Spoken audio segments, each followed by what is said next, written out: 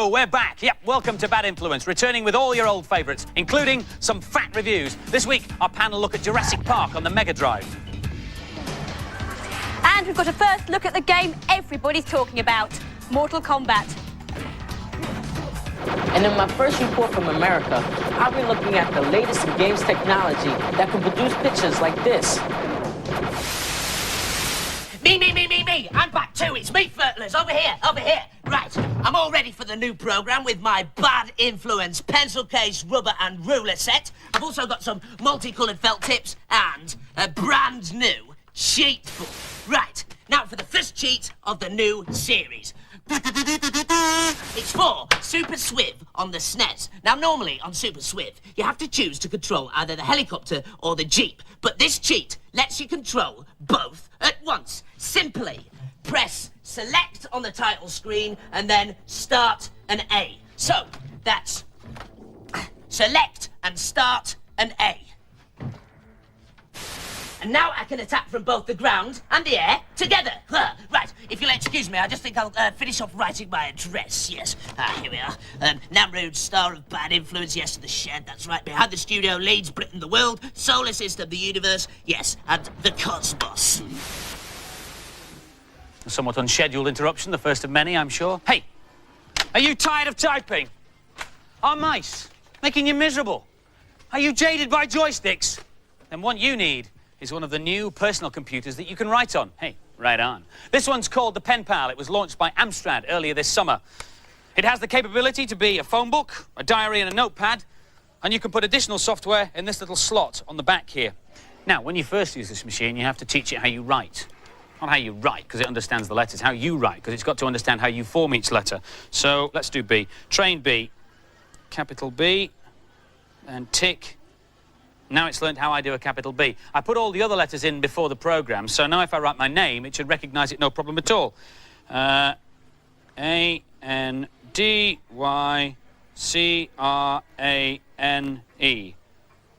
Angracrano. Well, close, I suppose.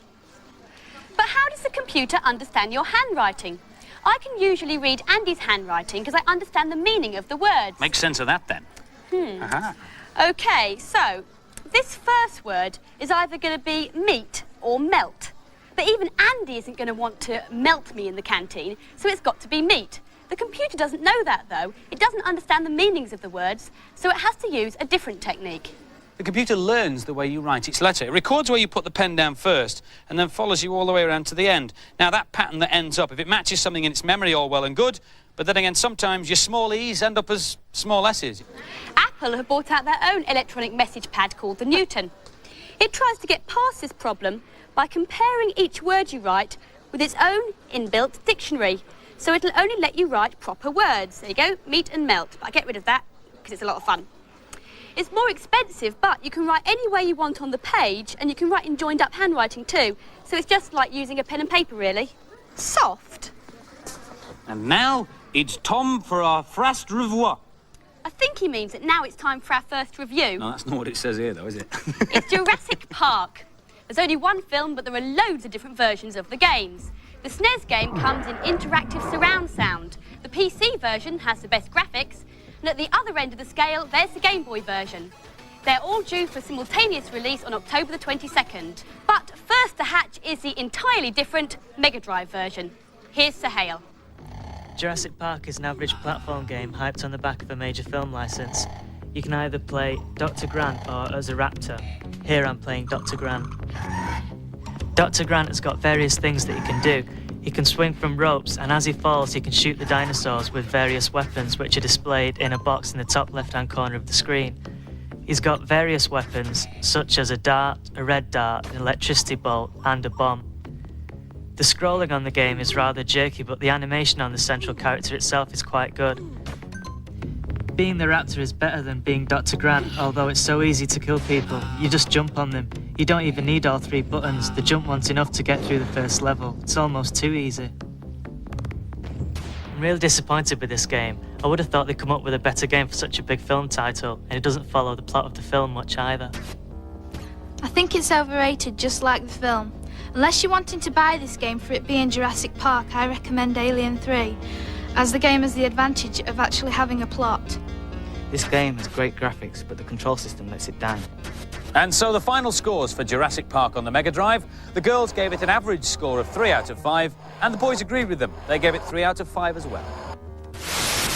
I really enjoyed that Jurassic Park movie, especially when all the computer-generated dinosaurs ate the people. Actually, I've been fertling around with a computer-generated version of me. It's only a prototype, but I'll let you see it if you like. I can make him walk, I can make him run, and I can make him eat people. Oh, get off! Oh, well, nothing to worry about. This is a cheat for cyborg justice on the Mega Drive. All you have to do is pause the game while you're in arcade mode, then press in CBBCCACB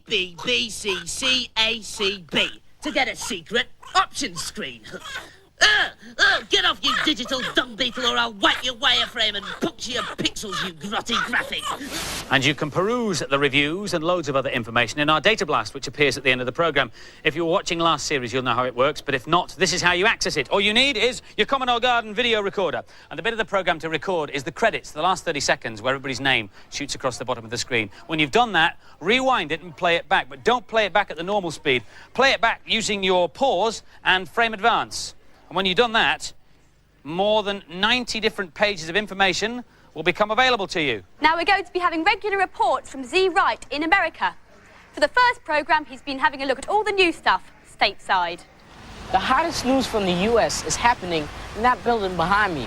But before we take a look, here's a quick rundown of what's hot and what's not. Every other game released nowadays is tied to a movie. The hottest is Virgin's Aladdin, based on an animated Disney movie. The graphics are being produced by Disney animators. Virgin's other big movie tie-in is Demolition Man the Game, based on Demolition Man the movie starring Sylvester Stallone and Wesley Snipes. The actors shot some special footage during the production of the movie to be digitized into the game. LucasArts are putting the final touches to Super Empire Strikes Back. And they're also developing 2 new Star Wars titles, TIE Fighter and this one, Rebel Assault. But actually, the most interesting news is about what's known technically as vaporware.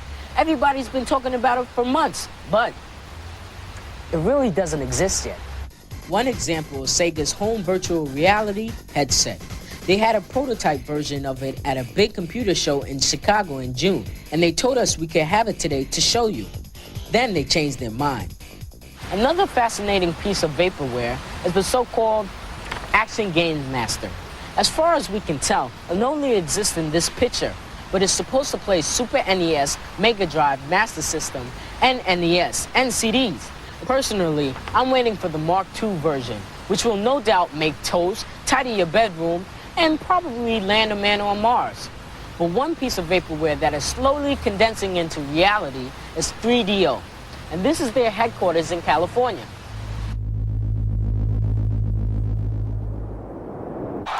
Now, if you haven't heard of 3DO, hey, where have you been? It's the next generation of hardware. And here's one of the first players, which should be in shops over here in October. A lot of big names have been involved in developing this machine, and they're hoping it's going to take over the world. All of the software comes on CDs, and this machine plays music and photo CDs as well.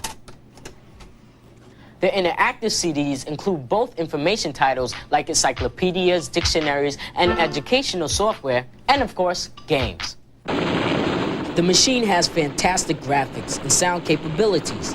This is the opening sequence of a game called Microcosm. The people are digitized actors, but the helicopter is computer generated. This is the space simulator game called Total Eclipse.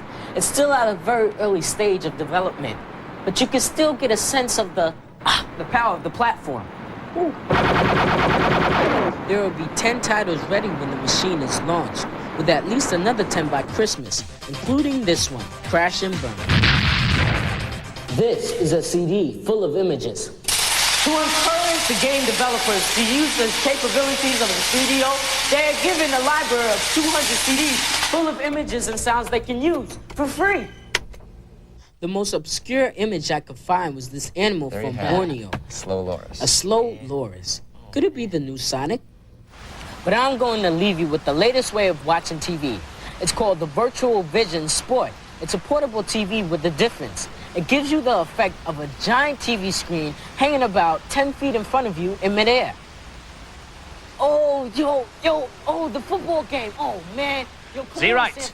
In a world of his own. And that 3DO system will be out in Britain next April. Steady on, Z-Man, steady on. Other hardware manufacturers are bringing out their own CD systems too. This is the Commodore CD32. This will be out in your shops next month. It's basically an Amiga 1200 with a CD drive, but 50 games are promised by Christmas. There are lots of reasons why software on CD is taking over the world. They're a lot cheaper to produce than cartridges or floppies, and they're very difficult to pirate. But the main reason is that a single CD can hold as much information as 80 cartridges or a staggering 800 floppy disks. And that means you can store video footage directly onto the disc. One of the first games to do that was this one, Night Trap. But even with all that extra information, the picture quality is still pretty grainy, isn't it? It's not like your TV. That's because your television picture is made up of 25 different pictures a second, and each of those 25 pictures is made up of 100 million bits of information. That's 2,500 million bits a second. Existing CD systems like the Mega CD can only cope with 1 million bits of information a second. That's why they can only produce this rather grainy image in a quarter of the screen. So what you need for real full-motion video is a way of storing loads of pictures on the CD without using up so much of the memory. Here's 2 frames from that sequence of Andy waving. It's a bit like a spot the difference competition, and that difference is fairly small. Once the first frame has been recorded on CD, the computer can produce the second frame just by knowing what's changed. And that information takes up very little memory. And this CD player has a little add-on black box that lets you do exactly that. It will let you store 74 minutes of music and video on a single CD. Stuff like this from Dire Straits. Now, initially, only music videos will be available, but later on in the year, they promise us that you'll be able to get feature films. And full-motion video opens the floodgates for more realistic games. This is the FMV version of The Seventh Guest. Now for this week's news and previews. This is the Exterminator. It's a nifty little converter for the SNES that is also a cheap device. It will even play protected carts like Star Fox. Star Fox is the American version of Star Wing. Like most cheat devices, codes will enable you to get extra lives, extra energy, and to reach advanced levels. Sega of America are introducing a rating system for all their own label games. Jurassic Park and Roadrunner on the Game Gear are the first ones to get a rating, and they'll be getting GA, which stands for General Audience. However, there are no plans to introduce these ratings over here. Time to dust the cobwebs off your Super Scope, because at long last, there's a new game. This is Yoshi's Safari on the SNES. The 2 chums have been thrust into a shoot-'em-up extravaganza. Mario hops aboard his green scaly pal to bag as many wild beasts as he can. That should be out in November. And now for some more games reviews. Pop and Twinbee on the SNES is a cutesy shoot-'em-up featuring 2 of the characters from the popular fantasy shooter Parodius. In this game, the characters fly through equally bizarre landscapes in their matching spaceships. Sweet. Or is it? Here's Kathleen flying her pretty blue ship. This is a good fun shoot-'em-up. It has some humorous characters and lovely cheerful music. You can play on your own or with a friend. There's lots happening so you don't get bored. Sometimes it's hard to see where you are because there's so many things on the screen at once. You need different weapons to kill different baddies. The end of level bosses are really good. They have an outer shell so you have to kill them twice. It can be really hard, so it's lucky you can get a friend to join in at any time. When there's 2 players, you can team up and use the other spaceship as a weapon. This game's got lots of action, lots of character, and lots of fun. I'd buy it.